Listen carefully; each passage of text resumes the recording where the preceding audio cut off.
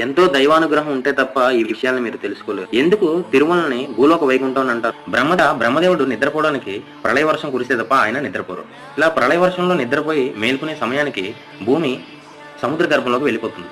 అది చూసి బ్రహ్మదేవుడు విష్ణువును ప్రార్థించి మానసపుత్రులను సృష్టిస్తాడు.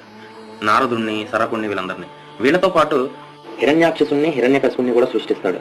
అయితే ఈ హిరణ్యాక్షసుడు భూమి సముద్ర గర్భంలో ఉండడం గుర్తించి భూమిని తన వశం చేసుకుంటాడు. అది తెలుసుకున్న మహావిష్ణువు లోక సంరక్షణ కోసం శ్వేతవరాహ రూపంలో వచ్చి హిరణ్యాక్షసుని వధించి భూమిని పైకి తీసుకొస్తాడు. శ్వేతవరాహ రూపంలో ఉన్న మహావిష్ణువు ఈ కలియుగంలో భూమి మీదే ఉండాలని డిసైడ్ అయ్యి గరుత్మంతుడిని పిలిచి వైకుంఠంలో ఉన్న 7 కొండల్ని భూమి మీదకి తీసుకుని రమ్మని చెప్తాడు. అలా గరుత్మంతుడు వెళ్లి ఆ 7 కొండల్ని తిరుపతిలో పెడతాడు. ఆ 7 కొండలు శేషాద్రి, నీలాద్రి, గరుడాద్రి, అంజనాద్రి, వృషభాద్రి, నారాయణాద్రి మరియు వెంకటాద్రి. ఆ 7 కొండలే ఇప్పుడున్న తిరుమలలో ఉన్నాయి. అందుకే తిరుమలని అందరూ భూలోక వైకుంఠం అని అంటారు.